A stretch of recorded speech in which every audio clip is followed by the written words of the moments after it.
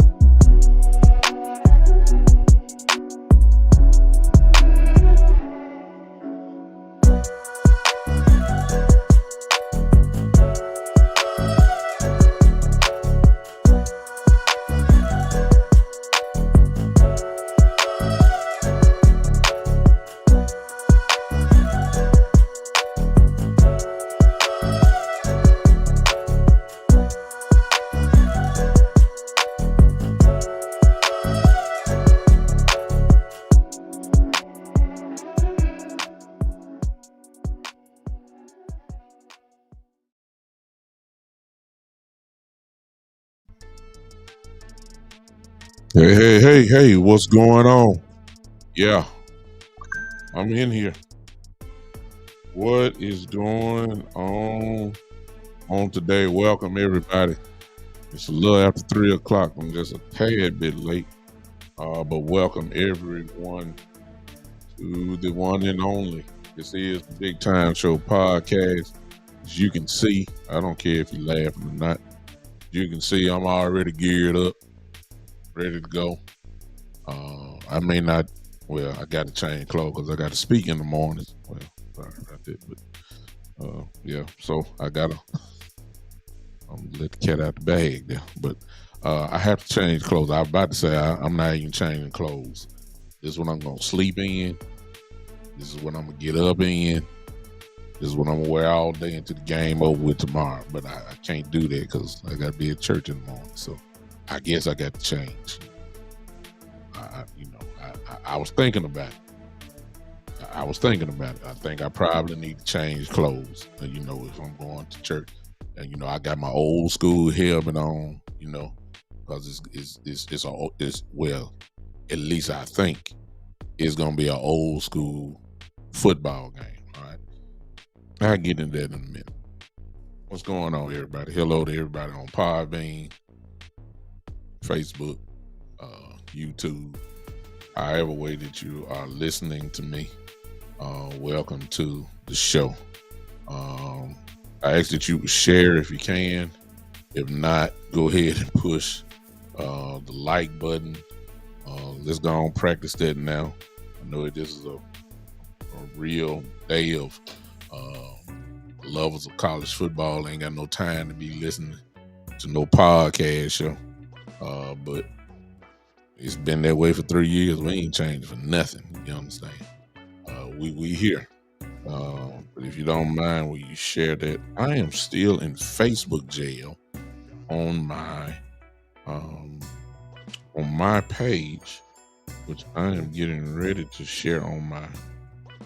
I can't share to groups. I'm gonna see if I can share this from the Big Time Show, which it looks like I can. I just can't share it out. So I'm asking you guys to help your boy out today. Hopefully we can get a little something going on in here. But if not, welcome to the show. I ain't got time for that. Listen, what's going on, everybody? What's going on? Saturday afternoon. Feeling pretty good as of now. My nephew is playing. I'm upset right now because my nephew is playing right now as we speak, and I cannot get the game. And the sad part about it is that I have a Fire Stick in this particular spot that I'm in, which means if you have a Fire Stick, you got the right app and all that kind of stuff. Then the game should show up, and I'm looking at it, and I cannot find my game. I'm upset about that. I really am, because every game is on here. I mean, my app has Division 2 games, and I don't like it. I'm really upset about that. I am. So much so that as we speak, I'm trying to find it. So y'all forgive me, but my nephew on right now, and I'm trying to get to him. I'm trying so hard, and they're not cooperating with me. I mean, I got games on. I mean, I got every game. South Alabama versus, who's it? South Alabama at James Madison. Nobody want to see that. That was earlier today. I'm saying, good Lord, I got a Division 2 game on here. Albany State at Kentucky. Man, nobody. Oh, sorry, Kentucky State. That was earlier. I mean, nobody don't want to see that. Y'all, look, I'm sorry. Maybe somebody on here went to Kentucky State. I apologize. I'm not trying to belittle your team. I'm just saying. I guess some of y'all are saying, look, who want to see Wyoming play? I know that what you're saying. I don't care. My nephew playing on there. I want to see my nephew play. Nah, I'm upset about this thing. I am. I'm very frustrated. I better go and get this frustration out of it. Because I tell you what, if the Cowboys tick me off tomorrow, man, look, y'all ain't gonna like my show no more. Look, I'm almost there about borderline the truth. I gave you a little preview yesterday, and I'm convinced that I'm not wrong when it comes at least to my perspective on Dak Prescott. I'll get into that later. First of all, let me speak to everybody, because I ain't gonna find them. This is ridiculous. Can't find my nephew. Y'all ticking me off. Okay. All right, here we go. Let's see who we got on here so I can speak to y'all. I'm sorry for my rudeness. It's tired. See you, Joe. Thomas, what's up, brother? Joe, again, in Italy. Lee Harrison, what's going on? Kid Cowboy again. The Lunatic, yes sir, the Lunatic. I don't know, I may need to take your name. I got this hot helmet on, the Lunatic. Good Lord. I'm trying to be entertaining, you understand, but it's at a cost, and that cost right now is sweat. I'm in my spot now. I shouldn't be, good Lord. Okay. All right, Eastside Harold, always showing it. Dylan, what's up? Tavis, what's up? Keystone Cowboy in the building. What's going on? Everybody want to talk about Colorado. They had too many mistakes in the first half, which put them in a nice hole. But once they got their rhythm, you see that they can score with anybody. But at the same time, just like USC, neither one of them have a defense. USC can get to the playoffs and can get even possibly to the championship game, and that's all depending on who they have to play. But when they run up on a team, they can run the ball. They're not gonna make it. That's been Lincoln Riley's head coach of USC. That's been his downfall for years. That even at Oklahoma, he just never had a defense. And then when he went against teams like from the SEC, they just pulverized them. So USC is good though. They can score. They can score.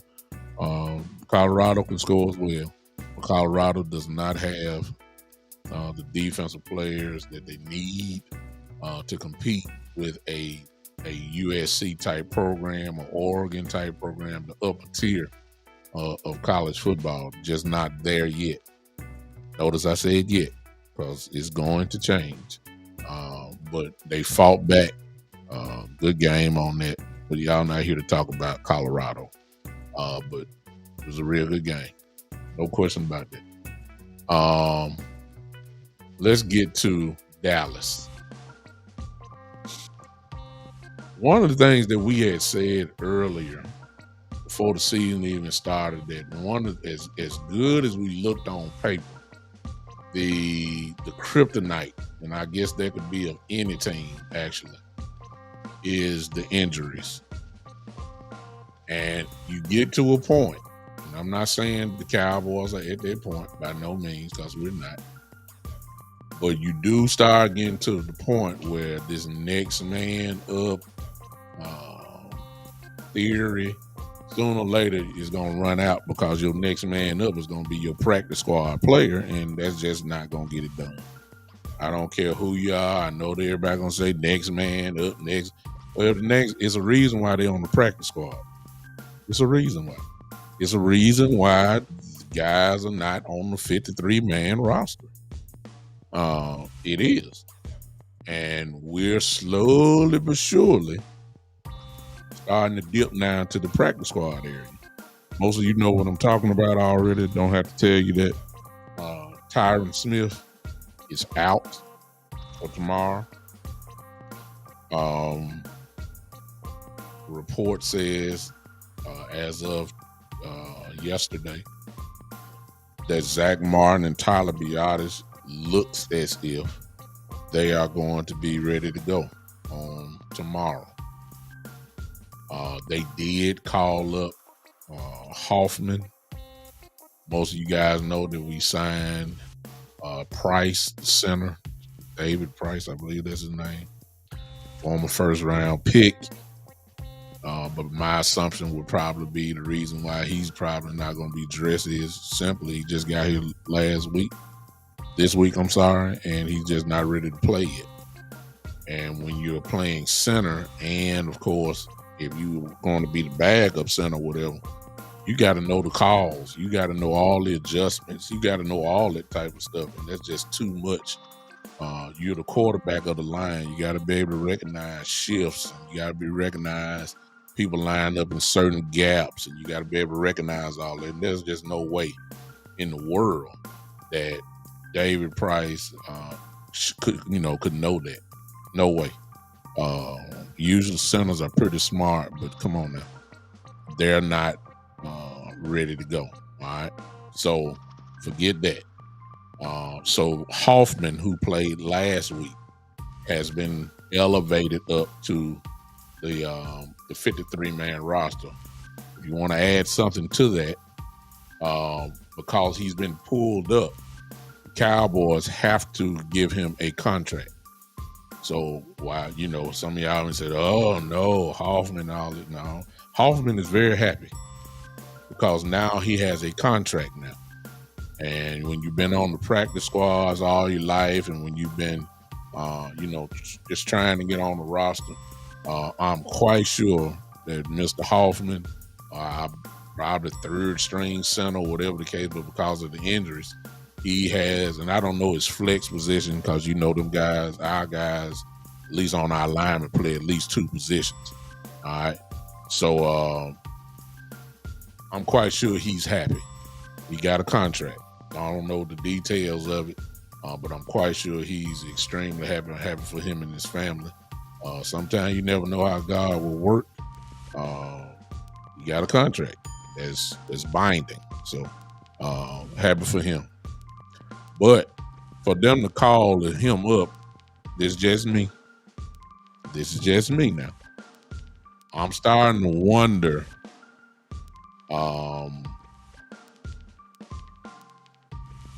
even though they're saying that Biadasz look like he gonna play, my question is, how bad is Biadasz for real? That's really my question. I mean, I'm really starting to wonder how bad our guys really are. See, like I said last game, Zach Martin and Biadasz were hurt. I believe it would have been a real playoff game or something like that. They would have played, because see, when you got hamstring injuries, and I ain't saying you can't stand or whatever, but Tyler Biadasz and Zach Martin were standing the whole game last week on the sideline. Tyron Smith, they had us so messed up on Tyron Smith, which is I just can't stand. Tyron Smith was in full uniform. Full uniform. Had that big old Dusty Rhodes elbow pad on. Had his regular gear on. Looked like he ready to play, and he didn't even play one down. He was just in there. I couldn't. I was wondering why Tyron Smith wasn't in a jogging suit if you knew you weren't gonna play him. Why didn't you just put him in a jogging suit too, like Biotish and Zach Martin was in? It just didn't make any sense to me. I guess now it kind of makes sense now. His knee is again, giving him some problems, even to the point where obviously he won't be playing at all tomorrow. At all. They took all the guessing work out. They went ahead and said, hey, he ain't playing. So we know when it comes to Tyron Smith, we know, we done been through this so many times. And I put out a post earlier on the page and said, man, I'm just tired of him. And I'm just really not him. And I'm not blaming him. I'm just tired of this situation that we got to keep going through this, because here's the sad part about it. Here's the sad part. I ain't gonna say sad. Here's the part. He's still good. That's and I know he's older, and it's obvious that his body is breaking down. It's obvious that he is hurting, and he always is hurt, and his body's breaking down. But my God, when he plays, he's still one of the best. And so when you're one of the best, your team depends on you. And the bottom line is you just can't depend on Tyron Smith. And it hurts. Because we don't we have something, but I'll get into that in a second. Let me just finish it out. So that's if Tyron's play matched his injuries, then we all can say, man, look, just let him go. My God, will you please retire? But Tyron did them such a big favor this year by giving a contract. If y'all don't know the details of his contract, he gets paid for the amount of games he plays. There's no incentive. I guess that is an incentive, but I'm saying he's not paying. He's not getting a whole bunch of money. See what I'm saying? So he gave them a deal, and in turn, the loyalty of Jerry Jones sticks up again, where they, and some would say he deserves that type of respect, and I'd be the first to say he does deserve that type of respect. The man is great. He's a no doubt Hall of Famer. Should be a first ballot when his time comes. Shouldn't even be a question. He's one of the best left tackles to ever play in the game ever. No question. He got too much on his resume to say that he's not. Multiple time All-Pro, multiple time Pro Bowl. The dude is different. Ain't no question about that. But his body every year is breaking down, and because he is so good, even at his older age, he's still a guy that is hard to replace. But, and here's where I shift a little bit. Here's where the Cowboys are getting on my nerves. In particular, I don't know who in charge. I don't know who's in charge. I don't know who it is. But I don't like the obvious thing that they should do, but they won't do it. Let me show you what I'm talking about. When we drafted Tyler Smith, not Tyron, Tyler Smith. Tyler Smith is a left tackle. That's what we drafted him for. We drafted Tyron Smith replacement. Here's my question. Why aren't they putting Tyron Smith at left tackle and moving, Emoga, whatever his name is? Even though Emoga didn't do too bad, Well, why don't you put him at guard? Because he's a better guard than he is a tackle. It just don't make any sense to me at all. Why isn't Tyler Smith what you drafted him for? And you didn't do it last week. That's what amazes. I don't understand it. I don't. I mean, we might as well. This is what you drafted him for. That's what he's going to eventually play. Once Tyron Smith retires, which I think this ought to be it. I mean, why don't, if he's out, move him to tackle where we drafted him for? I just don't understand it. I don't understand it. I don't. I think that would be the best move, but Cowboys haven't done that. And that helps out. So when it don't help out, it brings more confusion, at least to a person like me. Because Tyler Smith is a better left tackle than Chuma Odoga or whatever. I hope I'm pronouncing his name right. And I'm not knocking Chuma at all. It's just that it's obvious. And you're supposed to put your best players on the field in the right position. It just don't make sense. It don't. And I hope they make the move, but hey, the Cowboys are known for doing it their way. They love to bang their head against the wall, and they're just gonna do it their way. That's what they do. But in fairness, Chuma played pretty good yesterday. I mean, last week. They ran the ball well, even with 3 backup linemen. Y'all know the stats. We had over 100 and I believe 100 and almost close to 150 yards rushing.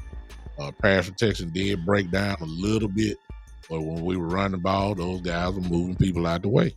So we can't say that they were trash by no means. It is what it is. I just think that it could be better if you put the right person in the right spot. So if it was me, Tyler Smith,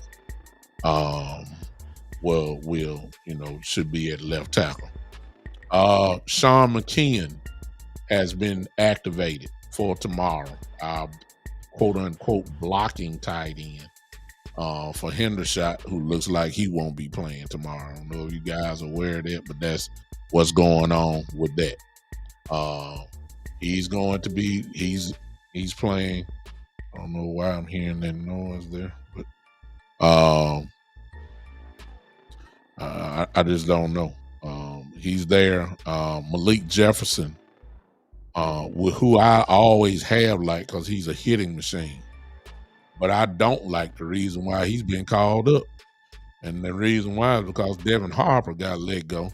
And just to show you how, sometimes the Cowboys are a little bit too smart for their own good. And a guy, if you heard the logic, they let go of Harper, and then the first thing they say is they're hoping that he passed through waivers, and then when he passed through waivers, they are re-signing. But Devin Harper is a guy, man, that teams would love to have on their team. What in the world are y'all thinking? Devin Harper wasn't going to pass through no waivers. And sure enough, the Cincinnati Bengals claimed him off waivers. And there goes a good player that was a borderline starter. And some would even say that there are many, actually. And for those of us that have watched the Cowboys exclusively and watch a little film, there's a lot of us that said that Devin Harper should be in there before LVE. There's a lot of us that said that, and you're looking at one right now that said that. Harper is more aggressive. He's fast. He's fast as all that. I think he ran a 4.3. He's a hitting machine. He's always around the ball, and he plays downhill. And right now at this point, he's hey. There's an argument that could be made that he can do at least the same job that LVE has done. Now, you may argue and say LVE is better or whatever the case may be. The real thing is his contract is better, and Cowboys are loyal to contracts. If you're getting paid by them, they're gonna play you. They ain't putting you on the bench, even if that means the person behind them is better than the starter. They'll keep the guy in, even though they know he's not playing well. And that's what the Cowboys do. So I didn't like that at all. Malik Jefferson gets called up. Devin Harper was a special teams player. I'm quite sure Malik will fill in that role as well on special teams. And he's just one play away from going in playing defense. I don't trust LVE's health, and I don't know why everybody's saying he's playing well when he's not. He's not playing well at all. Film shows that he's just not playing well.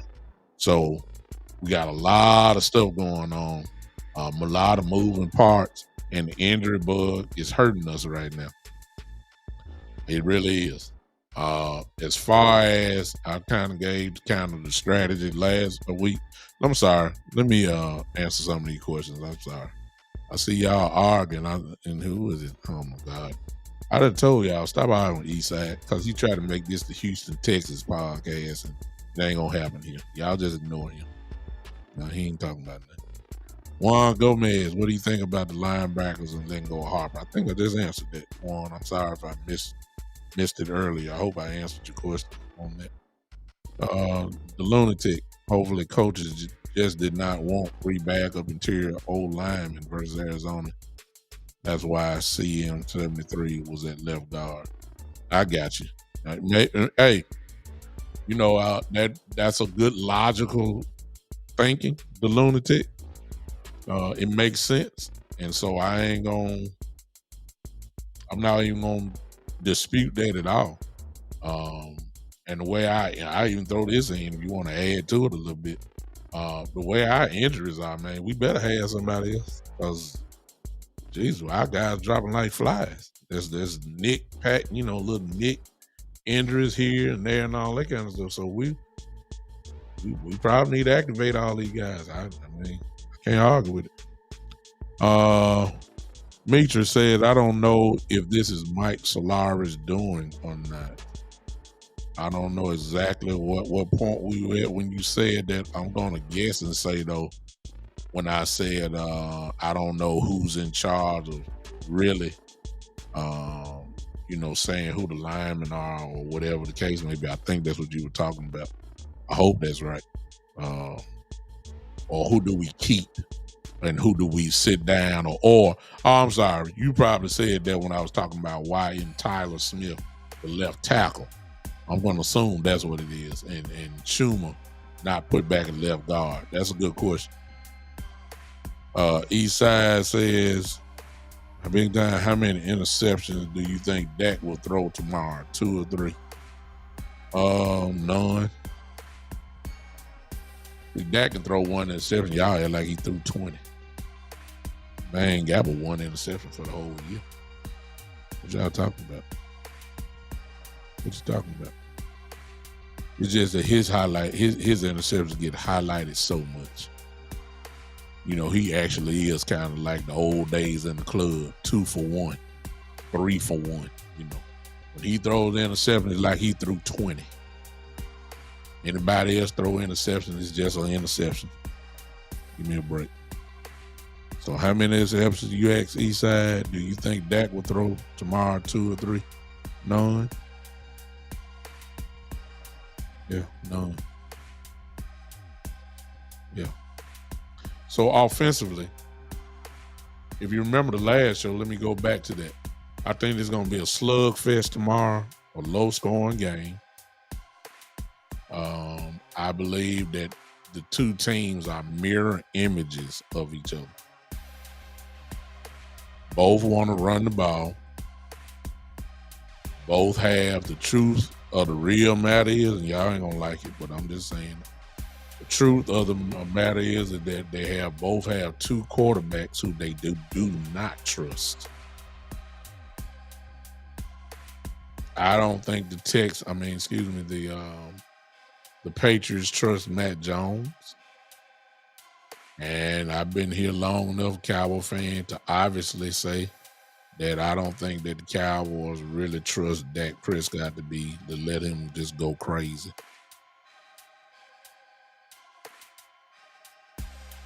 And I'm not saying he should. I'm just saying I just don't think so. We devised a offense that so far says let Dak throw it between 0 and 6 yards. And that's his wonder. Every now and then when it's wide open CD, throw it to him, let him make a move, and he'll take a 20-yard pass and make it 50. That's what we've seen so far. Been primarily short passes, which I've said all along is Dak's strongest part of the game is throwing short. But sooner or later, teams gonna figure this out. You gotta throw the ball down the field, and that's what we really haven't seen a whole lot of. To be honest with you, it's been the same old what we used to call it, the dink and doink, or the Dak and dink, or whatever you want to call it. That's what we've seen mostly. It's effective, but that's what we've seen mostly. But teams gonna start tightening it down. And be honest with you, when you're going against a great coach, a great defensive genius coach like Bill Belichick, who specializes in taking away what you do best, which so far this year, that is the run game. All right. And I believe that's what Bill Belichick is going to take away because you want Dak Prescott. You want Dak Prescott to throw the football if you're a defensive coordinator. Because you're banking on that, number one, he's going to give you a chance to get the ball. And then number two, you don't have a lot of confidence about his accuracy throwing the ball way down the field, 15, 20 yards down the field. He'll kill you. Dak will kill you from 12 yards and in. He will. I'm talking about consistently. But it's not so great when he has to throw it down, way down the field, because that's just not his game. And some of y'all don't like what I'm saying, but it's just the truth. I've been watching him long enough. It is what it is. It's just not. So I think it's going to be a mirror image. Both teams have strong defenses. Cowboys are ranked fourth rated defense in the league so far. The Patriots are fifth ranked defense in the league. Cowboys are fourth ranked. The Cowboys are first in defense in passing yardage. I think the Patriots are somewhere around fifth or sixth or something like that, if I remember the last show. So these guys, and of course, what else do you expect from a Bill Belichick-led defense? You know they're going to be able to play. You know that. So because of that, I think it's going to be a low-scoring game. I think the Cowboys defense, look, I pray to God, and we're going to find out. We're going to find out. Well, there it is, Meaches. This is what I'm talking about. That right there. You said you thought they brought Brandon Cooks in to take the top off. He ain't running the top. He ain't running. He ain't running. He running, but he running short routes. Turn around like he caught that ball last week and started tiptoeing backwards because he thought he was gonna get hit immediately. That's all you done say. The couple passes that he's got has been a little one. I remember one against the Giants, if I'm not mistaken. Caught one going across the middle, kind of in stride, but I think he got about 9-10 yards, something like that. I think his best game is 3 catches for 17 yards, if I'm not mistaken. So, hopefully I'll open it up. You're going to have to do it because, see, I got a feeling tomorrow. I got a real feeling tomorrow that, see, Dak is going to eventually have to make teams pay because I got a feeling you're going to see an 8-man box tomorrow. Bill Belichick takes away what you do best. As of right now, the best thing the Cowboys do offensively is run the football. It's not Dak throwing. It's not CD. Well, CD is obviously one of the best, but even his catches are short. He caught a few little bombs that he little great run after the catch like that. He had a big game against the Jets, obviously. I give him that, but other than CD, ain't nobody scared of nobody else. You ain't give him reason to. Ain't nobody scared of Cooks and his speed. He ain't throw the ball down the field. Michael Gallup had a good game last game, but you know, it's nothing it didn't kill you. CD kills you.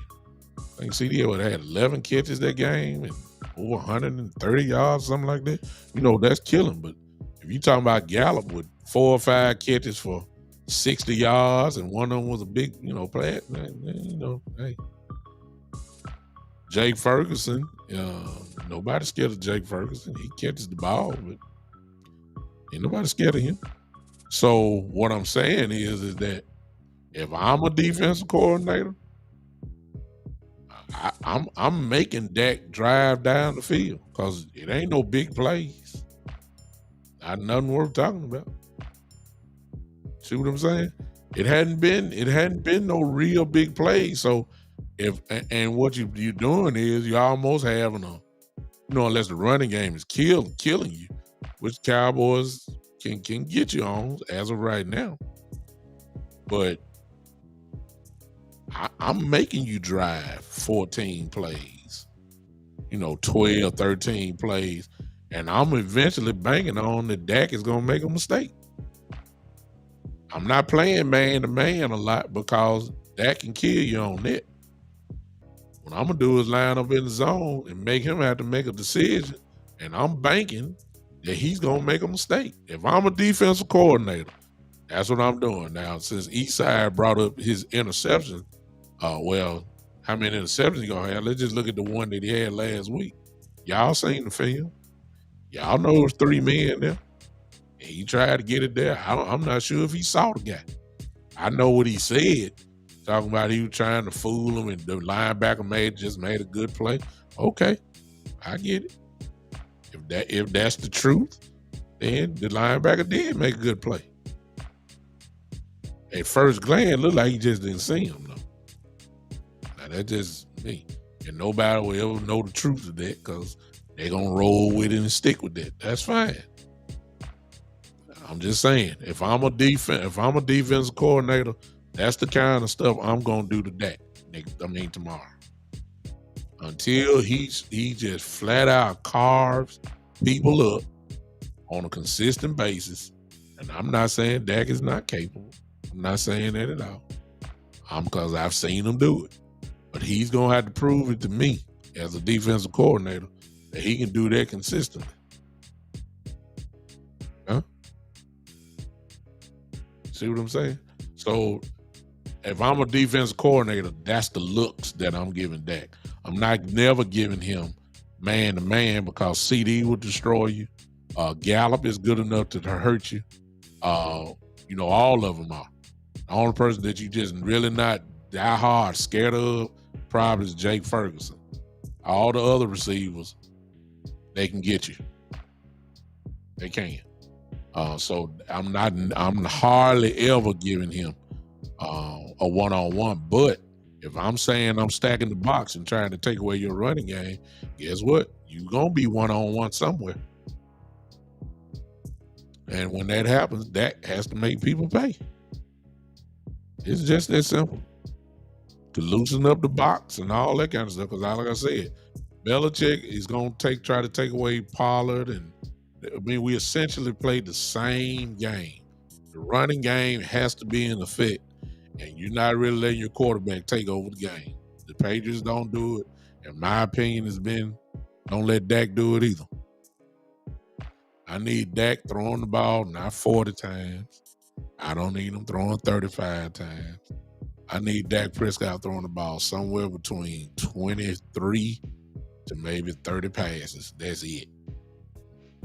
That's it. And which means I need the running game then to be okay. I don't know what's going on here.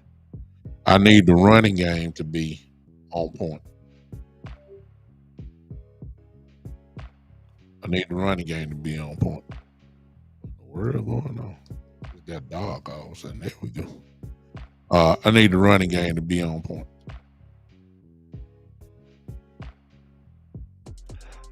Shane, I don't know about that. I see you said that say you need Dak to run more.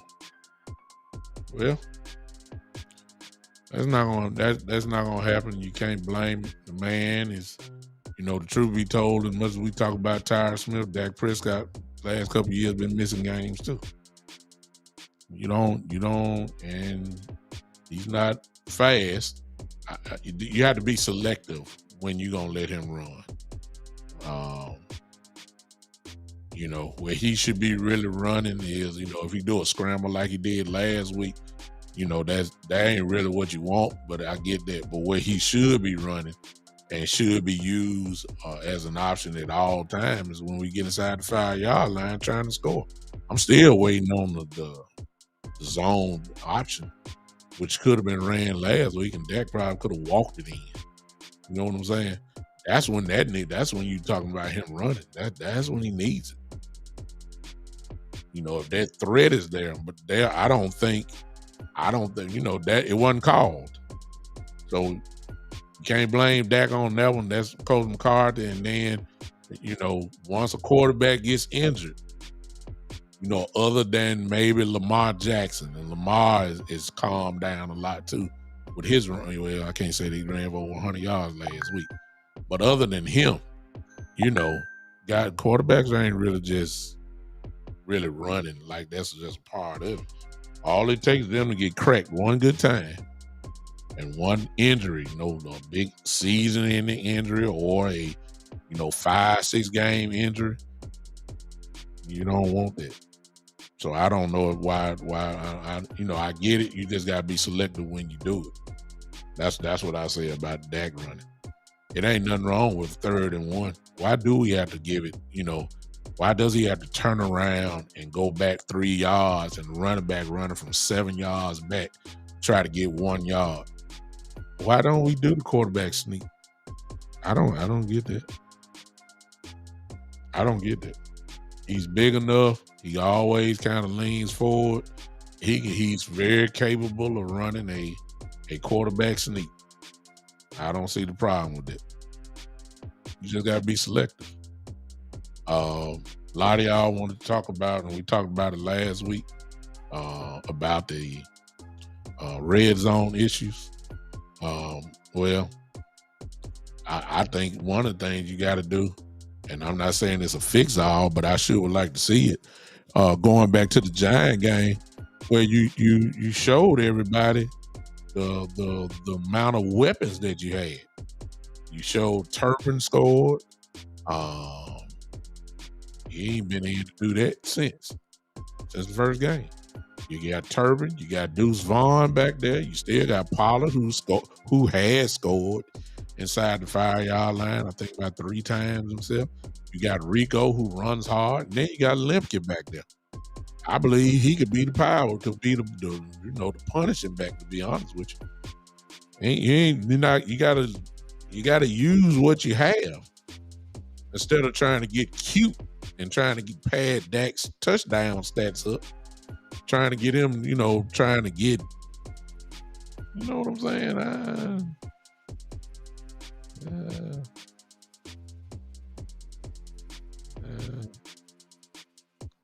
Run the ball. The strength is to run the ball. Run it. Get lined up in the shotgun, spreading them out from the 2-yard line. That's what you did. You finally figured it out with Zeke last year. Line up strong and pound the football. That's how Zeke had 12 touchdowns last year. Most of them came from the inside the 5-yard line. Not hard. You just got to do it. You just got to try it. You ain't trying it. You're not trying it. The Cowboys moved the ball extremely well last week. Running the ball and, in a sense, passing the ball. Um, it was not offensive, you ask me. It's just that, like we said at the beginning of the year, even though on paper it looks like this defense is legit, the question I had back then was what happens when the defense have a bad game? We saw it last week. The offense has to pick the pieces up when the defense is not dominant. If we're thinking that the defense is going to be special for 17 weeks, you're crazy. It's not going to happen. Last week was just a small sample. So when the offense drives the ball down the field, when your defense ain't holding them to less than 20 points a game, guess what? All these field goals that had to be kicked, you got to cash it in. Can't say that because the Cowboys had enough points on the board to win. To be honest with you, went in the red zone, I think 5 times. You only had 1 touchdown. The rest were field goals. No, sir. That's no. You got to cash in. You score 1 more touchdown, we may have won the game. You can't. If we gonna do that, we gonna be in trouble. It's just that simple. Now, I'm no disrespect to New England. You might can get away with that this week. Only if DeAndre Stevenson and Ezekiel Elliott are not getting off.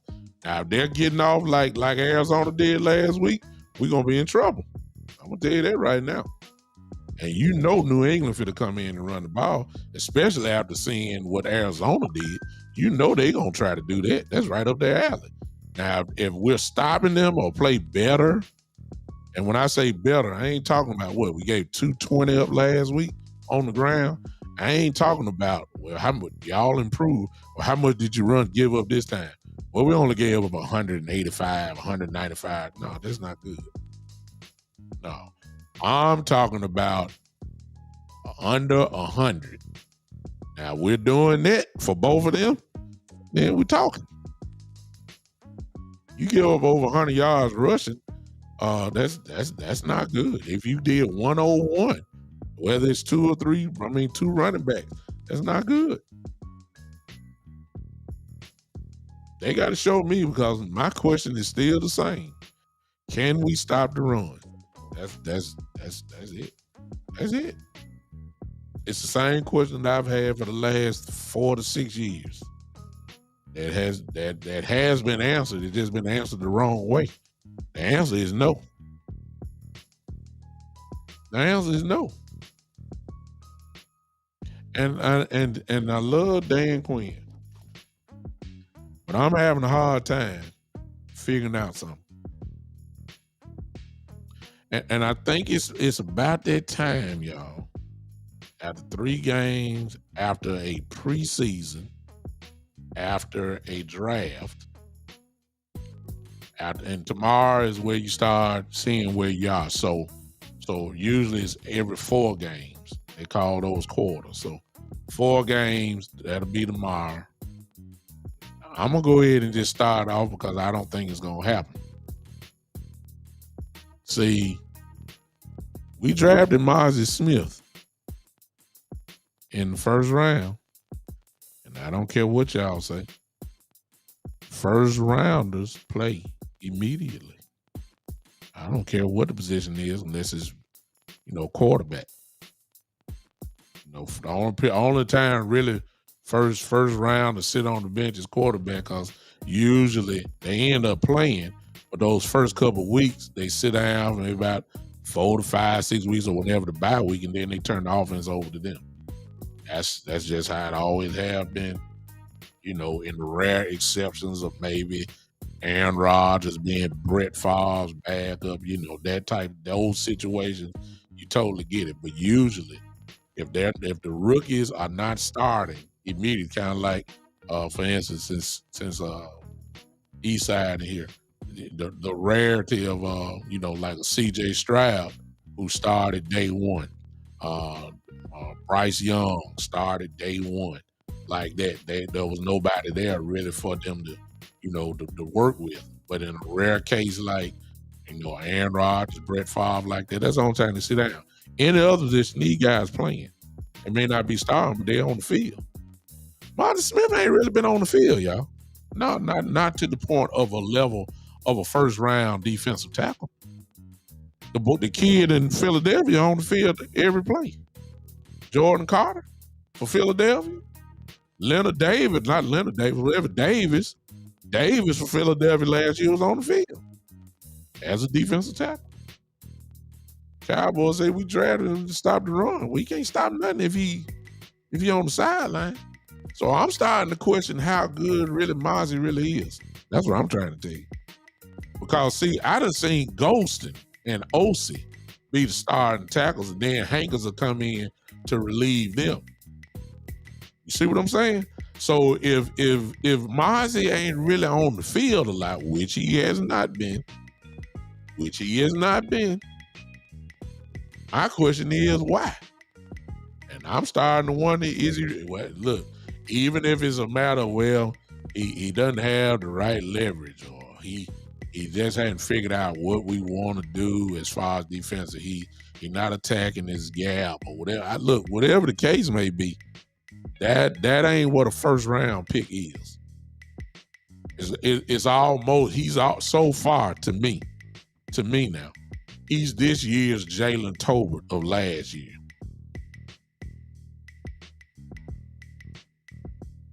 We wonder why ain't Jalen Tolbert playing? What's up? That's not it. And I understand the rotations that Dan Quinn has, but in money time, I see Golston in there and Osi. And here's the reality. As good as Osi has played, I think he got 3 sacks. That's pass rushing. But Osi get ran over in the run game. He got ran over last year, and he getting run over again this year. So I'm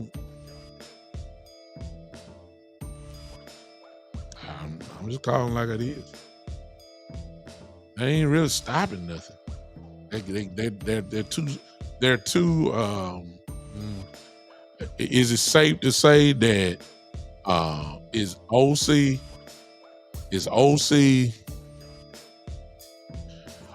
really is not a big defensive tackle? He's really not. He's more of a playmaking defensive tackle, which ain't nothing wrong with that. It's just that when teams decide we're gonna run it down your throat, and all you got is Golston, and Golston is really a defensive end. He's not really a defensive tackle. He has the quickness, and he does have some strength there, but if that's who you talking about gonna stop the run in the middle,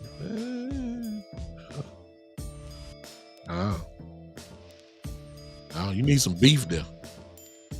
You need some beef. So I think, what was that? Somebody just said, exactly, Jay. I know. They've been running outside, which goes to another problem that gets exposed once teams decide to start running. If the score ain't too high for them to take away the running game, that's where the linebackers come into play. When we start talking about linebacker play, good Lord. Shoot, they might have to switch Michael back there. Because linebackers ain't really been doing that. But the scores have been so lopsided, with the exception of last week, that teams can't even really run their game plan. I can assure you that the New England Patriots are going to they're going to run the ball tomorrow. So we're going to find out. If everybody running outside and then we done fell in love with this concept that we have now, and teams are doing what I would do. And when you down, 20 points, and you got to throw the ball, then what Dan Quinn is doing looks good. And what I'm talking about is you got a safety down there as a linebacker. Well, what happens when you got your safety down there and the game ain't a 20-point lead? What happens when you run the ball? Well, guess what's gonna happen? Them little safety's gonna get ate alive by some linemen there. They just too small. Which explains why you get gashed. It worked against the Jets and the Giants. It did, because we was up. We was up. It worked then because they were pretty much gonna be trying to pass the ball. The safety can catch the swing passes. You can even blitz them, and all that kind of stuff. But what about when the linemen get to come forward and you got a safety there on the linebacker? I mean, a safety on the offensive guard, or come on now. If they get their hands on them, they through. I'm like,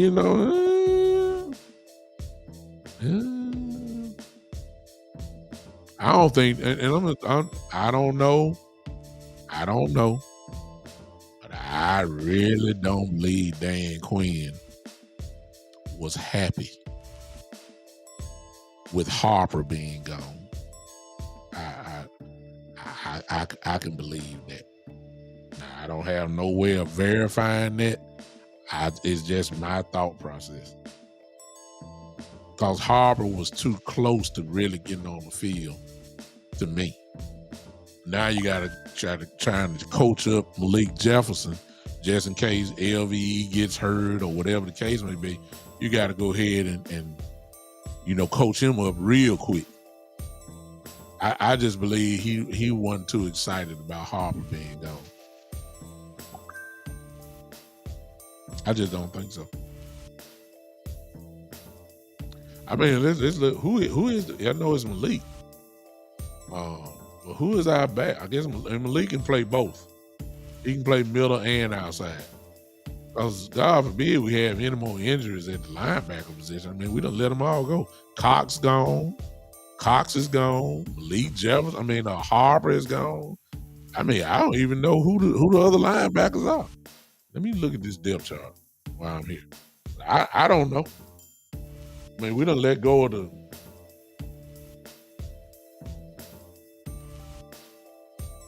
Sorry, I got to look at this myself. Look at this myself. I need to know who our third and fourth linebackers are.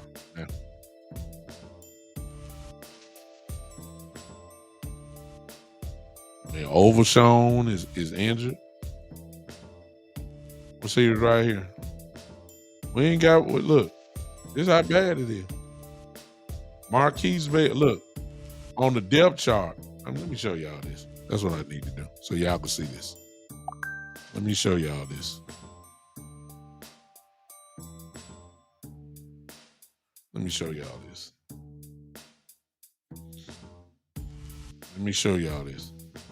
I'm just gonna show you because see, when you let go of players and you thinking they're gonna come back off waivers, this is the position that you find yourself in.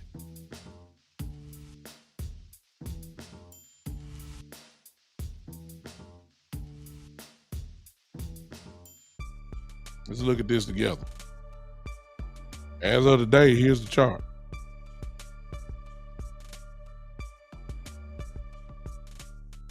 Let me get this comment off here. Hopefully y'all can see that. So let's look down at the middle linebacker. Y'all see Leighton Vander Esch? Look who's behind him. You got that right. Nothing. You see that? Now, I'm quite sure they're going to say guys are flexible and all that kind of stuff. But just go to show you, look at Damone Clark right under Leighton Vander Esch. Look who the backup is. Marquise Bell, a safety.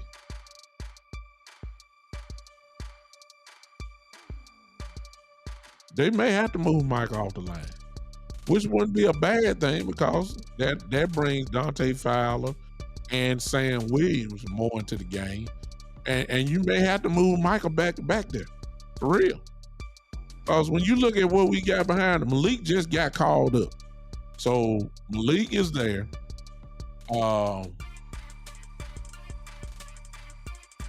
they have Micah listed as a linebacker, but we all know he plays on the line.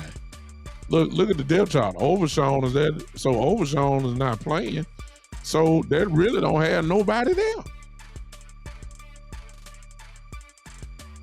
So really what you're looking at is Malik Jefferson is the only other linebacker that we got.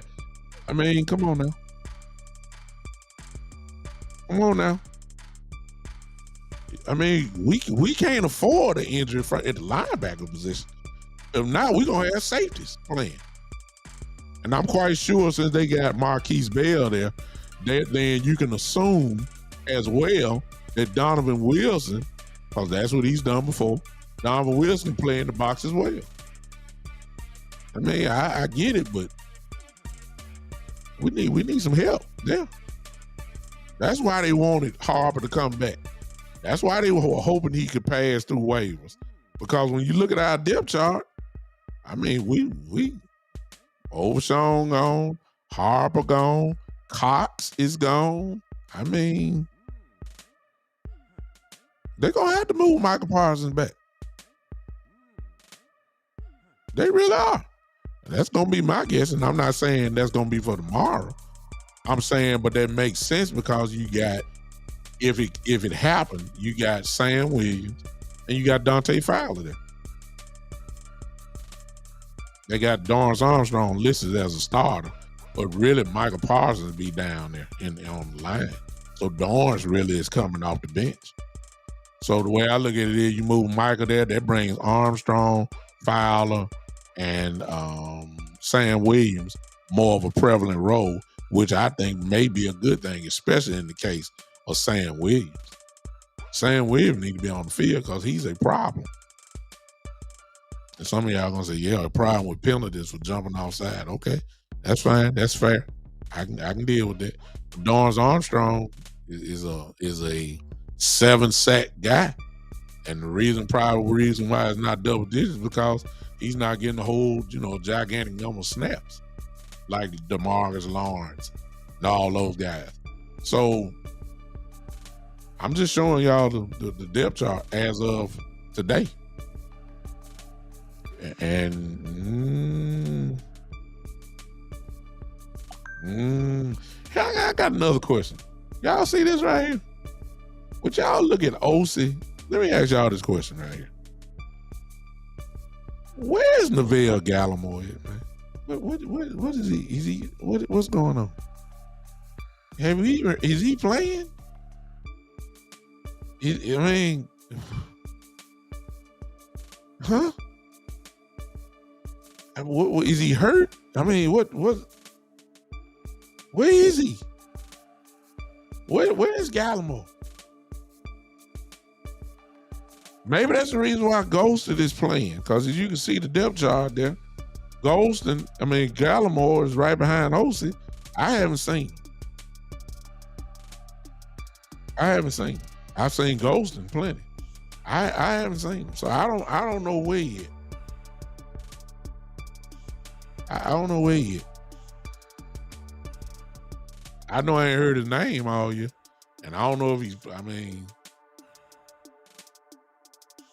All right, I'm done. But you guys see what I'm saying. Injury bugs have hurt us already. And hopefully, in the case of, and I didn't say this earlier, so I say it now, in the case of, let me go back to Tyron Smith. The Cowboys might just adopt, since they had to wait on him last year, and we won 12 games, a whole lot of them games were without him. They very well may be just saying, well, we're going to let him get as close to 100% as we can. And we just going to make sure, because, if the confidence grows, like I think that it is, and for him to sit out, they're not going to rush him back. I think they already got their mind made up. Hey, we can get, towards the tail end of the year and have a healthy Tyron Smith, that's a major upgrade or whatever. They said that last year. I'm thinking that they're not going to rush Tyron Smith back. Because remember, his contract is based off the number of games that he plays. So the Cowboys ain't gonna be in no rush now to put him back in. That's just common sense. Whatever incentives he have in his contract, if he's not playing, he's not gonna meet them. So they ain't gonna be in a big rush. Hey, what's up? Smoke, I see you over there. Doc, I see you. Yeah, it's incredibly frustrating. The injury bugs are hurting us in a major way. It really is. It's hurting us in a major way already. Early on, hopefully we can survive the storm. Gotta win, because see, it's like I said at the beginning. Yeah, it's early, all that. I get it. It's early. But see, if we're talking about doing what we really think that this team could do prior to injuries or whatever, you're going to have to keep pace with the Eagles and the 49ers. So all these little early losses that you say, hey, no, not why they look like they ain't going to lose. See, the Eagles aren't playing too great offensively. As far as offense, well, other than running the ball, which is what they do great. But Jalen ain't Jalen. Jalen, I always have said, Jalen Hurts ain't, you want to make him throw. Jalen Hurts ain't all that. He's not. But they run the ball incredibly well. The 49ers are a complete football team. Complete. You ask me, best team in the National Football League. And it hurt me to say that. But until somebody shake Purdy up and he gets to hide behind his running game, hide behind their defense, and hide behind these short throws that they catch and make a small play big, and then everybody say, oh my God, Purdy threw for 3 touchdowns. Yeah. But what you ain't saying is Debo caught a 5-yard pass and ran it for 75 yards. But Purdy get the credit for that. You don't see Purdy just throwing bombs up in there. These guys run after the catch.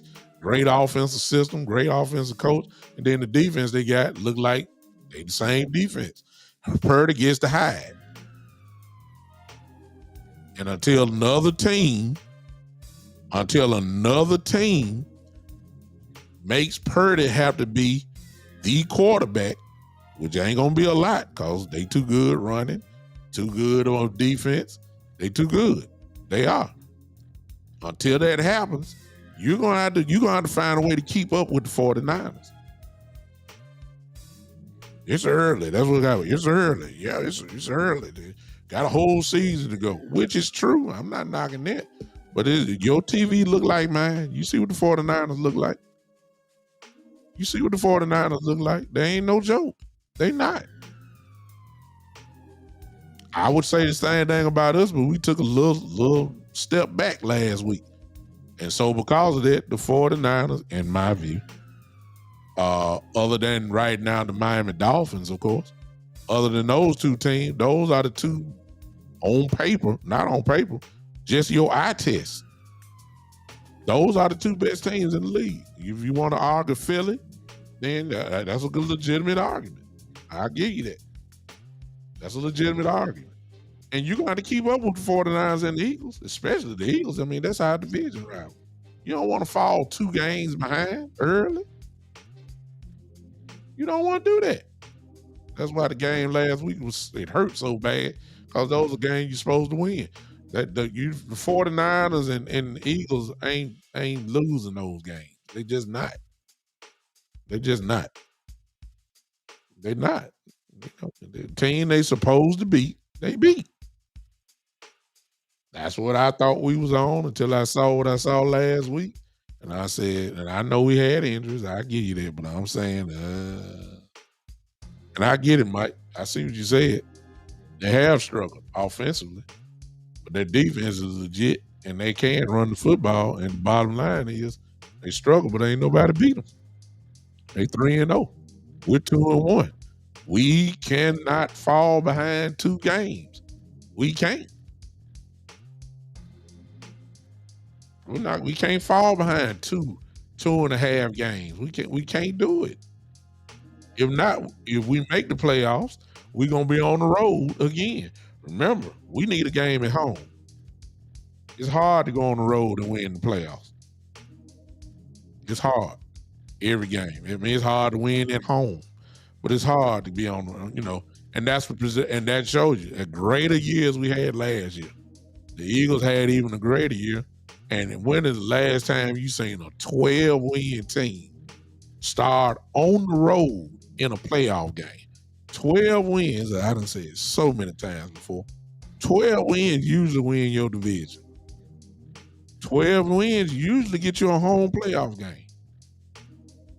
12 wins borderline just about may give you home field advantage. How last year? 12 wins got us an express ticket straight to Tampa Bay. Because Philadelphia had such a big year. You had a 7-9 team last year, and Jacksonville had a home playoff game in the AFC. You had Tampa Bay, who won their division with 7 wins, and we were on the road to see them. I mean, come on, man. We got to keep up. So we put ourselves in that hole, which makes our game tomorrow very, very important. We have to win. I ain't even looking at the 49ers schedule. We got them next week. We got to see the 49ers are in our hands. We can handle that part. We don't have to worry about them winning. All we got to do is go up there and win. We pull them down. So that can be taken care of. We play the Eagles twice. We can handle that. But while we're not playing the Eagles, you don't want to lose 2 or 3 more games, man. The Eagles not. They're not. It is what it is. It's just like now. I'm looking at it now. Let me see this. If y'all looking at the Michigan game, which I'm looking at. Okay, the Commanders play the Eagles tomorrow in Philly. Well, it's an NFC East game. Washington is playing, has confidence. I give credit to that, whatever. But you ain't putting your money on Washington to win tomorrow. I believe that Philly gonna beat them. That's 4-0. We can't afford to be 3-2.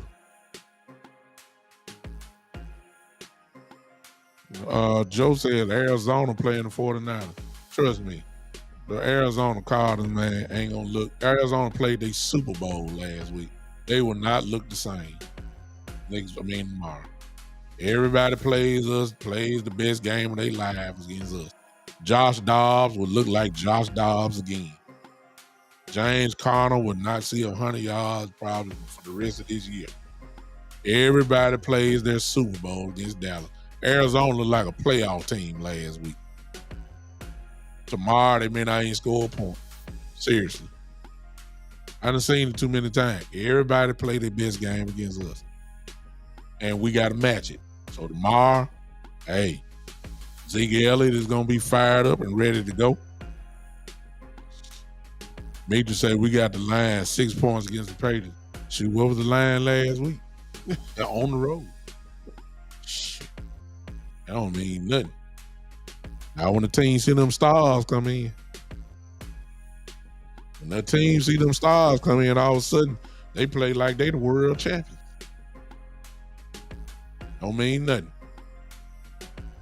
Absolutely don't mean nothing. And if we can't stop the run tomorrow, it's going to be a long game tomorrow.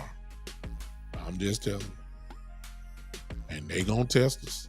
You got 2 legitimate running backs back there, especially in Stevenson. If Zeke Elliott is all of a sudden going to act like he been dipped in the Jordan River. You going to act like he done went back 10 years, 8 years. You going to act like, forget Cowboys. Tomorrow, Zeke Elliott gonna be so fired up, he gonna believe he at Ohio State again. Y'all know Zeke Elliott gonna be ready to go tomorrow. He is going, and they're gonna give him the ball tomorrow. I just hope that it's the same Zeke Elliott we saw for the last 2.5 years, that he run up the middle and get stopped for 1 or 2 yards. That's what I'm hoping for. That's what I'm hoping for. that's the Zeke Elliott I remember for the last couple of years. I understand he scored 12 touchdowns last year. I get it. I get it. I get it. I get it. Michael Evans make a great point here. That's what he did. I believe that was 2 years ago, if I'm not mistaken. The overtime game that we won against New England in New England. Can't argue with that. That's what he did. Y'all see the numbers? That's what he did. Yeah, like I said, we've seen it before. You see what Dak did? That's all legit. One with a touchdown pass to CD in overtime to close the game out. Had a big game. That was the game where Diggs caught that big interception for a pick six against Matt Jones. Big game. But the difference though is this, Mike. Hey, Terry. The big difference was it was Kellen Moore who let Dak throw the ball down the field a little bit more than what we're seeing Mike McCarthy do with that. Wasn't no West Coast offense last year. And I'm not saying that we need Kellen Moore back, because I'm not saying that at all. I'm just saying it's a different system, different way they throw the ball now. That was the difference. Yeah, Shane, I don't think that Zeke gonna have a big game at all. But this is the same defense. And all you are, and you good as your last game. So that was 220 yards last week that the run defense of the Dallas Cowboys gave up. And I understand that one of them was that big run by Josh Dobbs, who had everybody food and all that, but we got gashed last week. It was way more than that one play. We got gashed. Whether you say you ran outside or inside, whatever the case may be, we got gashed. There's nowhere in the world that the Dallas Cowboy defense, this number one supposed defense, is supposed to give up 220 yards rushing. I don't care where they ran. You don't do that. You got gashed the whole game. So I need to see some improvement before I give them credit. I know what we all figure, but I got to see it. I said that at first about the run defense. That was my only question about this defense. I figured that the secondary would do what they would have to do, especially if Diggs were there. I'm saying the same thing, even though Bland is starting. I'm still saying the same thing about the secondary. I believe they can get the job done quite efficiently, I may add. But the run defense, see, the Giant game hid that. The Jet game hid that. It hid it. They ain't get a ball to Bryce Hall and Dalvin Cook the Jet game. They didn't even give them the ball. They ain't give them the ball. So we still had the question mark after the Jet game. We had the question mark. It's just the Cowboys scored so many points that it took away the running game. But as soon as a team could run the ball and didn't have to get away from their game plan, you see what happened. So we'll see tomorrow. That's all I'm gonna say. Now, I also told you, well, I don't know about that, Mike. There's a lot of people said that now. Yeah, they did care. And everybody concentrated on the 70 points. They had two guys that they had 200 yards apiece. They were talking about that. But they wasn't all running. They wasn't all passing. Oh, no. Wasn't all passing at all. So I don't know about that one. But all the stuff that I heard, they were talking about how they let Monster get dang near 200 plus yards, and the other kid, new kid they got, and oh Lordy, I heard about that. Now, because of last week and because of years gone by, I told y'all that the Arizona Cardinals did not belong. I said that. I said it for the Giant game. The boys proved me right. I said it for I said the Jets defense would be a little bit different. And I ain't gonna say that they don't belong because they have the type of defense that can cause some problems. But the Cowboys blew them out. So I take that back. I said for sure that the Cardinals did not belong. And the Cardinals proved me wrong. So based off that and the years that have went by, I've said on many occasions that the Cowboys should win this game, and then there's letdowns. Games that we're supposed to win are the games that we struggle with the most. That for some reason, that's the way it's been. It ain't just started like that. It's been that way for a long time. So I ain't gonna even call the score out. I'm not.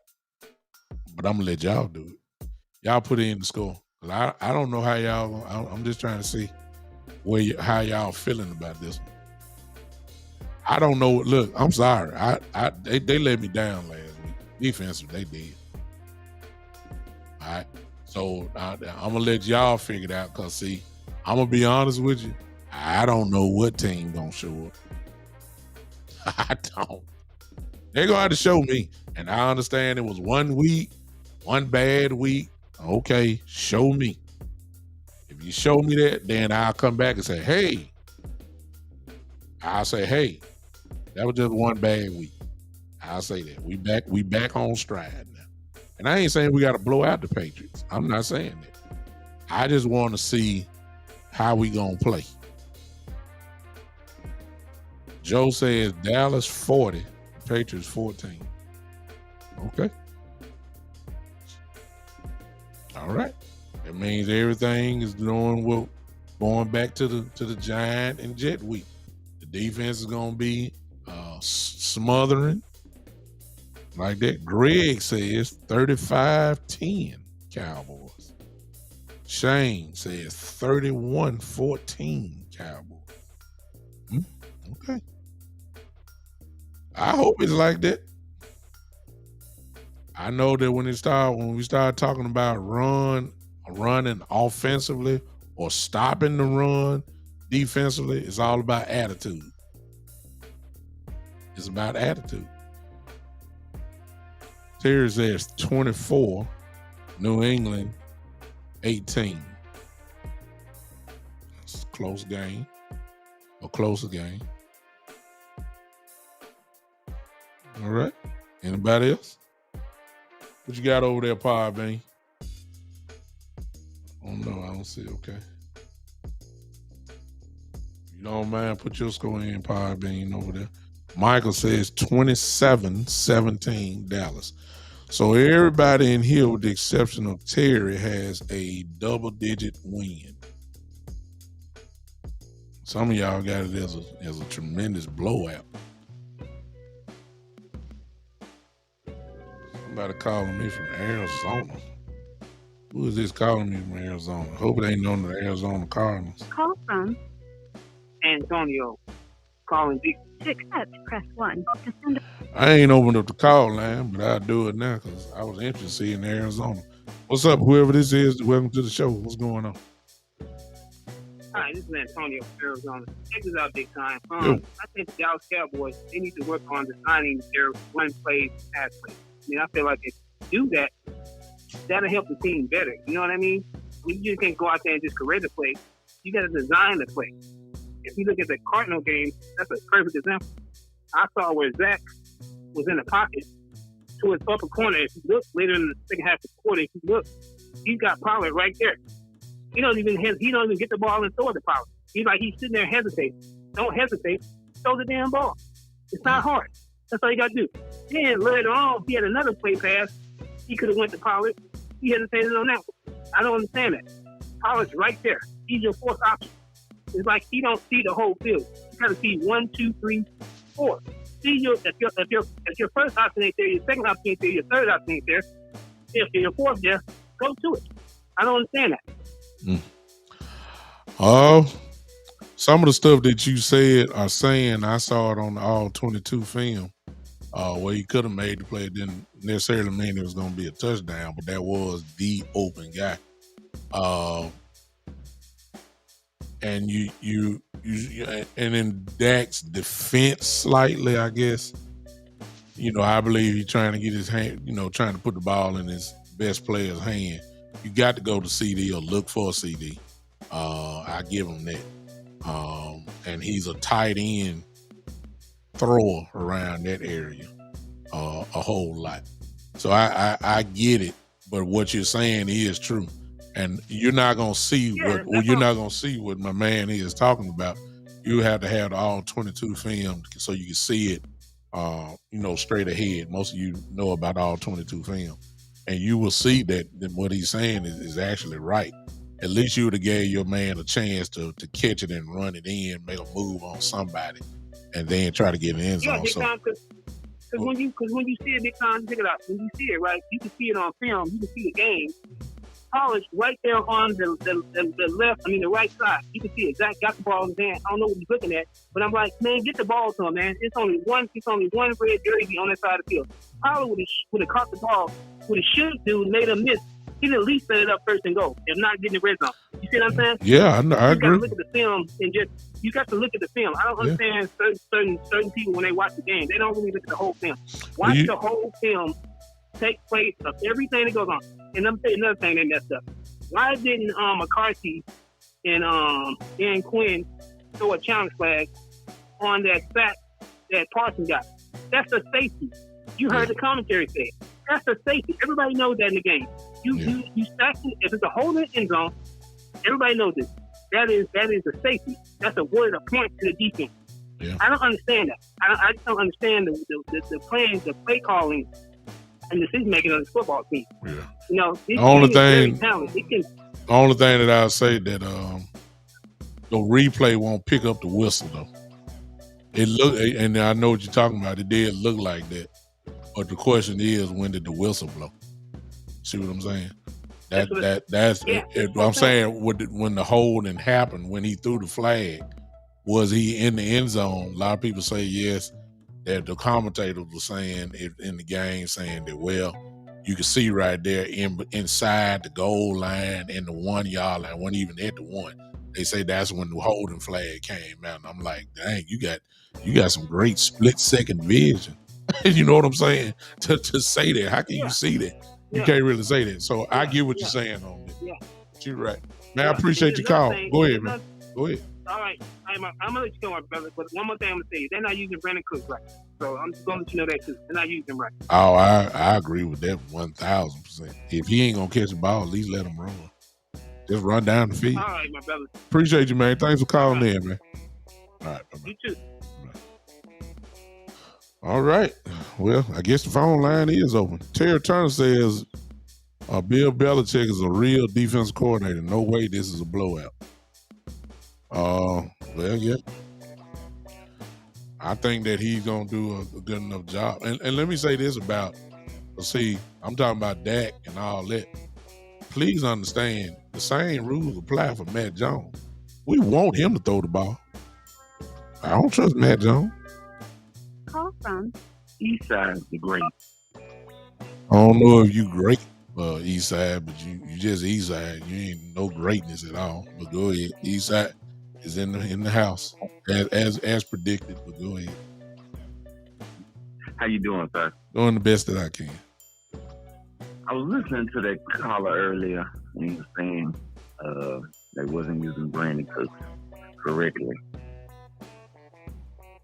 The problem is Brandon Cooks is washed up, and he's just collecting a check right now, and he pretty much bamboozled the Cowgirls into just sending him some money, because whatever you see is what you get. Them 17 yards he had the last game, that's as good as he's gonna get from him.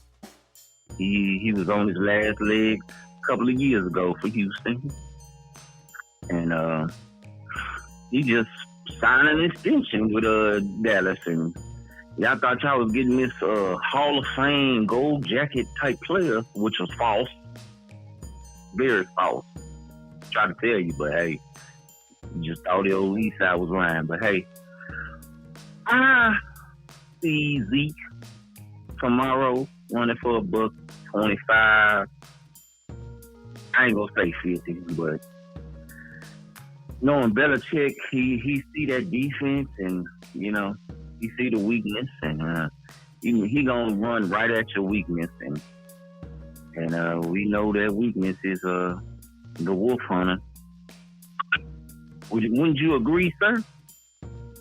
No. Would you agree? No, I would not. I agree with the caller, and I disagree with you. Period. Because if Brandon Cooks can't catch, that's fine. But he's still fast and he can run. Call plays that's gonna make him throw the top off the defense, whether the ball is coming to him or not. He can run. He still got 4.3 speed. Use it. Don't have him coming doing curl routes and little short slant routes. That ain't what he's built there for. Have him running some goals, has him running some post routes, and he's gonna outrun so you can open it up. But as long as he's running a little curl route and a little slant route, everybody get to stay kind of inside, keep him in front of him. It's easy. So I disagree with you on that. As far as the yardage goes, I don't know what he is because he don't get the ball. I don't know what he gonna get. He don't get the ball enough for me to judge that. Good luck with that, sir. Good luck with that. Now, as far as whatever else you was talking about, what was that last comment? I'll give you a little what? Belichick is gonna run right at the Wolf Hunter. Well, I've already said that the LVE is horrible. I've already said that. I've already said that. Well, where do you think he's going then? He'll be right there as long as he's not injured. He's gonna be right there on the defensive side of the ball. That's where he's gonna be at. What? Tomorrow is gonna be a first for me. Oh, and I disagree with you 1,000%. Zeke Elliott is not gonna do anything. Go ahead. I see about 125. I ain't gonna give him 150. Wrong again. We paid 3:00. Next question. But he coming back home to Dallas, so that don't mean nothing. That don't mean nothing. His dad is still in Look, Dallas. that don't mean nothing. Guess what? On the other side, Stephon Gilmore get to see his old team, don't he? Stephon Gilmore. Oh, what the same way you just brushed off Stephon Gilmore is the same way that most Cowboy fans brush off Zeke Elliott. Okay. Cause see if he was still that Zeke Elliott, then he'll still be in Dallas, don't you think? Hey. There's a reason why we let him go. Matter of fact, aren't you the same person that said that Zeke Elliott ain't that guy no more? Didn't you say that last year? I know you said that. Didn't you say that? I said tomorrow is gonna be a No. See, you can forget who you're talking to. See, I keep receipts. Didn't you say Zeke Elliott wasn't nobody last year? Didn't you say that? Deion said he keep receipts. No. You ain't answer the question. I ain't say nothing about Deion Sanders. I said, didn't you say last year that Zeke Elliott wasn't about nothing? Didn't you say that? Now you're quiet. Now you got a mute button on your phone now. Ain't that something? Now all of a sudden he is something. Now all of a sudden he is something. Oh, tomorrow. Oh, okay. All right, man, we're gonna holler at you. See, right there. See, we're gonna holler at you. Appreciate it. Thank you for calling. He said you just want to talk. Bye.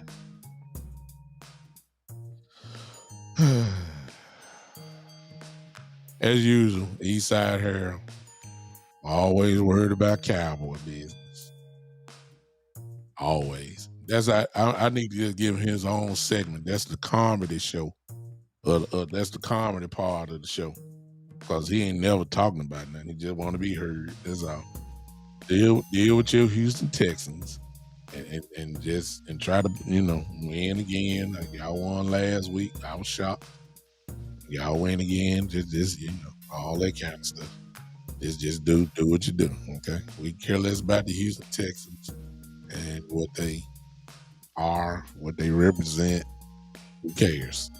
at the end of the day, your Houston Texans will be in the top 10 of the draft. And the reason why you be in the top 10 of the draft is because that's the place where teams that do not win go to. Top 10 of the draft. You'll be able to get some more linemen to help CJ Stroud out. Y'all get to really start fresh. Y'all have maybe about 3 years of top 10 draft picks. And y'all be ready to play football for real then. Hopefully. Until then, you ain't talking about nothing. All right. Super chat. There's that Zeke gonna pop one and Cowboys Nation gonna say, why did we get rid of him? Yeah, that's what they'll say if he do that. You know, Zeke gonna be on full display. As soon as he get a first down, it could be 2nd and 1. They'll get the ball to Zeke. Zeke can get 2 yards. He gonna do the feed me mess he do. Cause he got 2 yards and it was 2nd and 1. He gonna get up and do the dance, and Lord have mercy. If he score a touchdown from the goal line, you gonna have Cowboy fans there tomorrow chanting his name before he even get out there. And then, you know, I get it. You know, he's beloved. I mean, I love Zeke as a warrior. But, you know, tomorrow is a whole different thing to me. Hit Zeke. Hit him. That's my message. I can give a crap what he do. Man, hit Ezekiel. He's an enemy tomorrow. He coming to show out tomorrow. So you don't let it happen. Knock his head off. Seriously. You know, I love Zeke. I do. You know. And you know what? Let me throw this in. Because I wasn't even thinking, it just hit me. Jerry Jones, man. Jerry Jones. See, when you're an owner in the league, one thing you can't do is let your personal feelings override the football aspect, because you're trying to win, or you're trying to keep your, as far as Jerry goes, he got several hats. You don't want to lose fan base. You don't want to lose potential money. You don't want to lose that. And then you don't want to look like you just being real petty. But for Jerry Jones to say yesterday, and not that he's wrong, it's just horrible. But Jerry Jones to say that Ezekiel Elliott would be in consideration for the Ring of Honor, which he is supposed to be. But you ain't put Jimmy Johnson in yet, or you ain't considering him. And even if you say you're considering him, you lying. Because if you really were considering him, there's no way in the world that Jimmy Johnson should not be in the Ring of Honor a long time ago. You can't have his players in the Ring of Honor, and you can't have Jimmy Johnson, who got a gold jacket, as being a Hall of Fame coach, but he ain't good enough to be in your Ring of Honor. Emmitt Smith, Troy Aikman, Micah Irvin are all in the Hall of, look, Darren Woodson, who should be in the Hall of Fame, but he's not yet, but he's in the Ring of Honor. Why in the world do you have all of Jimmy Johnson's players there, and they all got 3 rings on their finger, and the one that brought 2 of those rings is not in there? It just don't make sense to me. But you hurry up and say, and I know Jerry be talking out the side of his neck, but I believe that one, that Ezekiel Elliott would be in consideration for the Ring of Honor. And you got Jimmy Johnson sitting right there, but you being petty. You letting your personal feelings get in the way of the obvious. And I'm gonna tell y'all something now.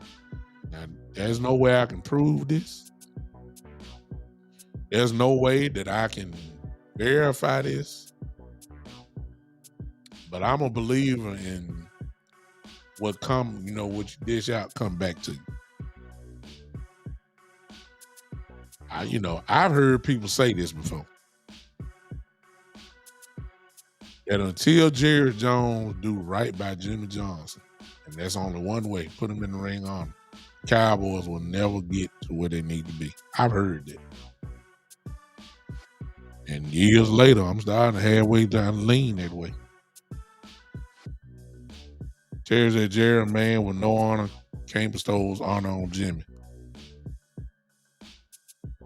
I'm just saying. I'm just saying. Here in Memphis, y'all don't follow the University of Memphis basketball team, which Penny Hardaway is the head coach here.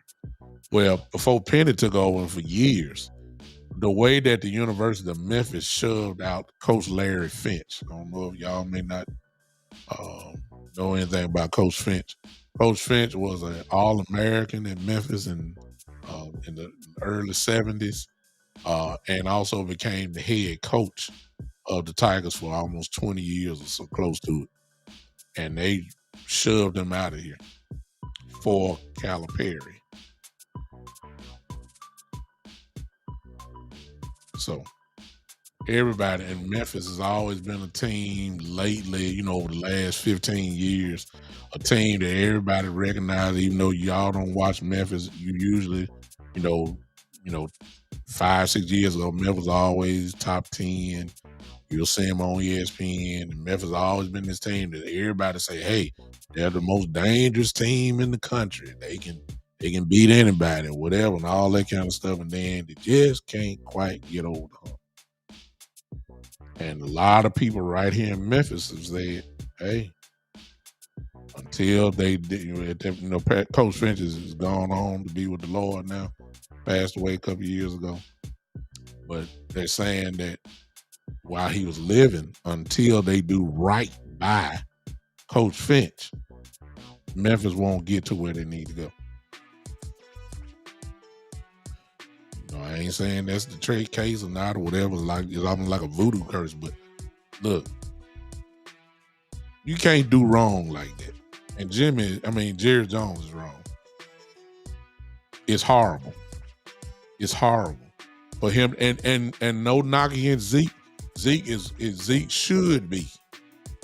When it's all said and done, Zeke should, for his contribution to the organization, for what he was to this organization, he should go in the Ring of Honor. He is what a him, of course, with Jason Witten. I don't know, we all know Jason Witten is gonna be there. I don't know what's taking so long. I don't know how long you gotta wait before you get it, but we know Jason Witten is gonna go in eventually. We get that. But Jimmy Johns is supposed to be there before Jason Witten. Hello. I even throw this in, and I get it. I know what some of y'all gonna say. Let me get my stuff right first before I make this one. And I'm just about done, y'all. So I appreciate everybody listening to me, but I'm ranting right now because that really irritated me with Jimmy Johnson, him saying that about Ezekiel Elliott going in. I just want to see this before I make my statement here. I want to prove my point. I don't know it off the top of my head.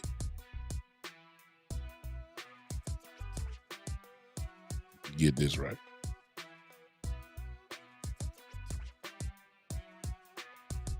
Okay. Yeah, I got to do that. I want to show y'all something. And I don't know the sad part about it is the criteria for the Ring of Honor is fluid because it changes because the only person that has control of it is Jerry Jones. So he get to change it however way you want to change it. But let me show y'all this real quick. Let me get this off first. Okay. Let me get this out. Thank y'all for saying with me. Let me make this argument. I'm going to make this argument.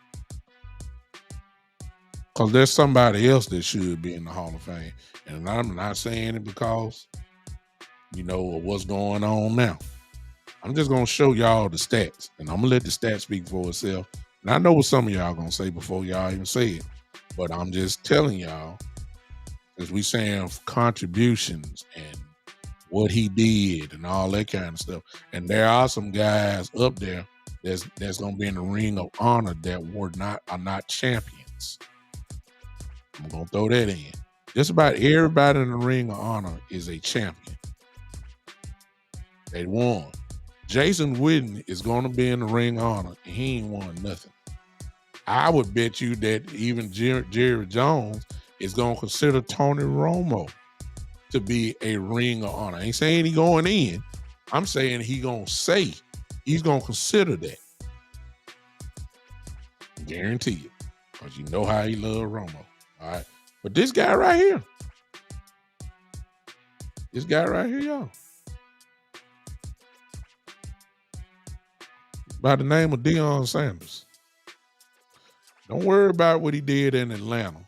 I need y'all to go to 1995 on down. He played 1, 2, 3, 4, 5, 6 years with the Cowboys. He was injured that first year. Well, no, he got traded. No, he didn't get traded. He was a free agent. Played 9 games with us in 95. Of course, we won the Super Bowl. Only played 9 games. He was gone. I want y'all to look from 1996 to 1999. I want you to go to that last column there. AP means All Pro. PB means Pro Bowl. Will y'all look what Deion did, please, from 1996 on down till he was to 99. First team All Pro in 1996, 1997, 1998, and in 1999, he was All Pro the second team. From 1996, he was a Pro Bowl every year. In 1998, y'all see that where it says APDPOV? That means in number 5, that means he was voted 5th in the Defensive Player of the Year award ranking, which automatically means you're gonna be All Pro. Excuse me, why isn't Deion Sanders' name? Why isn't his name come up for being in the Ring of Honor? And I already know some of y'all gonna say, well, look what he did in Atlanta up there. He's a Falcon. Well, let me see. 1, 2, 3, 4, 5. 1, 2, 3, 4, 5. He played the same amount of years in Atlanta. 5 years. Of course, he got that 1 year with San Francisco, where he was 3rd in the MVP voting. Good Lord. Jesus. AP Defensive Player of the Year, of course, that's when he won his Defensive Player of the Year. But look what he did in Dallas, though. That's my whole thing. So you can't come tell me that he wasn't a Cowboy. If I'm not mistaken, y'all help me out, because I may be wrong. Somebody help me out. Is Charles Haley in the Ring of Honor? If I'm not mistaken, I mean, help me out, y'all. I may be wrong. Let me see. I'll look it up myself. I thought Haley was in.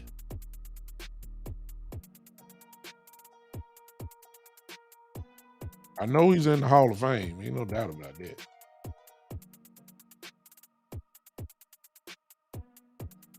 And I may be wrong here. I don't know.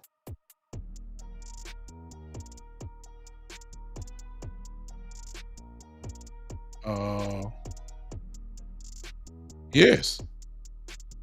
Charles Haley is in the Ring of Honor. Charles Haley. And the reason why I said that, because Charles Haley spent half his career in San Francisco. Charles Haley, the great Charles Haley, spent half of his career in San Francisco. Okay. I'm just having fun, y'all. Let me see. We're gonna be accurate here. And I'm just talking. By the way, if y'all got some more scores, but I told you I ain't giving you no scores for tomorrow. They got to show me. I think that we have a good shot of winning, but you'll see. Look at this. I want to see, cause see, I'm proving my point with Dion. I'm trying to, and I think it's personal, cause hello, y'all. Well. Y'all can't tell me over big time. Don't show y'all the real. Y'all look at this. Charles Haley here, y'all. It's Charles Haley stats. Look at all the years he played in San Francisco. And look how many years he played in Dallas. He played, guess what? 5 years in Dallas. And has nowhere near the stats that Dion had. So he spent more than half his career in San Francisco and spent less amount of time in Dallas and does not have the credentials that Deion Sanders has. Here's my question. Why is Charles Haley in the Ring of Honor? And based off the years that he played in San Francisco and based off the years he played in Dallas, he played 5 seasons in Dallas. Dion played 5 years in Dallas. Charles Haley, as we know, was effective. We see that. But Deion Sanders was first team at least 4 times and was AP. I mean, he was all pro second team 1 time. Why is Charles Haley in the Ring of Honor and Deion Sanders is not? Shoot, if you ever been to Dallas and took a tour of the stadium like I have, Deion Sanders is on the wall down there at the bottom part, right there with Michael Irvin picture. Deion Sanders' pictures, got 2 or 3 of them up there on the wall. Because they say these pictures here, when you take the tour, for those that have taken the tour of it, they have a tour guide that show you that whole bottom floor. It says for the real, they say these are the players who have contributed to the Cowboy organization the most. And who's down there? Roger Staubach, Troy Aikman, Emmitt Smith, Michael Irvin, Jason Witten, Deion Sanders. Why ain't Deion in there?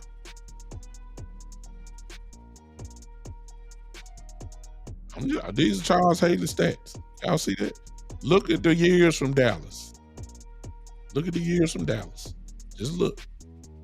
Look at the results at the end. Of course, he was a sack man. Y'all see the double-digit sacks in 94, 95. Y'all see that. We know he was dangerous. We know that. Charles Haley was a great player. We know that. He ain't done what Deion did. I'm just saying, Jared Jones is personal, man, and I don't like it. All right, I'm done. I appreciate y'all. Hey, Doc. I'm sorry you couldn't see it. That's why I say you always need to join me on YouTube or Facebook. Because on Podbean, I can't show you all that. So I apologize for that. But I got a problem with Jared Jones. Because you're going to put Zeke in there. Zeke ain't won nothing. Great player for the organization. Zeke ain't won nothing. Deion Sanders got a world championship. Charles Haley has a world championship on his resume with the Cowboys. Charles Haley deserves to be in the Ring of Honor. Not before Jimmy Johnson and Deion. Certainly not before Jimmy Johnson. Jerry Jones is, he's a grudge holder, whatever that is. I really want to ask that question. How you going to put Charles Haley in the Ring of Honor and not Deion Sanders? I don't get it. I don't get that. All right, I'm done. Appreciate y'all. I might come on before the game tomorrow briefly. Just see where y'all headed. Hopefully the Cowboys don't give us any more new inactives tomorrow like they did us last week. Hopefully everybody that's on the injury report as of today Hopefully we can go play football. All right, I ain't got time. Let me see what this is. Gotta make it quick. Call from. Hey, whoever this is, gotta make it quick. What's going on? Hey, big time. This is Terry. What up, Terry? I missed I missed most of the beginning of the show. I had a friend, his mama had passed or whatever. I'm sorry to hear that. Rolling with him, gave him $100 and spoke with the family and everything. But I just wanted to get your opinion on the offensive line because I, like you, have said for the longest, it's time for Tyler Smith to play left tackle. And let's just go ahead and Mosey 77 off the patch or whatever. But as soon as he retires, he's going to raise him into the Ring of Honor. But I say Jerry is taking the honor off of the ring right now, being petty, and it's more of a who like Jerry Jones or who Jerry Jones likes or who he cool with. And we're going to celebrate these guys who are cool with me. To answer your question, you're saying the exact same thing that I said at first. I said that if you're going to sit Tyron, why are you keeping Tyler Smith at guard and have Chuma at left tackle when everybody said that he plays tackle better? I mean, he plays guard. So why not that's what you drafted him for, to be the left tackle. I don't put him out there. That's what I said. So you're saying the exact same thing, and I still don't understand why that hasn't happened, and I don't think it's going to happen tomorrow. But it just don't make any sense to me. As far as this Ring of Honor thing is, whenever you can change the criteria and you the only one that know about it, the criteria, then you get to do what you want to do. And I think that's what's going on with that. I'm sorry I'm going to have to cut you out, Terry, but I'm going to have to cut you out because I'm going to close on out. My time just about out. All right. I appreciate you, brother. Sorry I had to cut you off like this. All right. All right. Joe, I'm going to close out with you. You say Deion Sanders only played 5 years with us. What you're looking at on the screen is Charles Haley. Charles Haley only played 5 years with Dallas, and he's in the Ring of Honor. So we can't lean on that. They played the same amount of years in a Cowboy uniform. So we can't lean on that one. Charles Haley is in 5 years. Deion Sanders did more. 5 years, and he's not. Jimmy Johnson, back-to-back world championships, back-to-back, creator of this dynasty of the 90s. You can't put the players in that don't have him in. It just don't even make sense. You just don't. You got 5 once you throw Haley in. You got 5 of his players in the Ring of Honor. 5. And he's not in. It's ridiculous. All right, I'm done, y'all. Appreciate y'all. I'll see you tomorrow before the game, all right? Appreciate y'all hanging with me. This has been the one and only. This is. Yeah, that's for Jerry. The wah, wah, wah. This is the Big Time Show.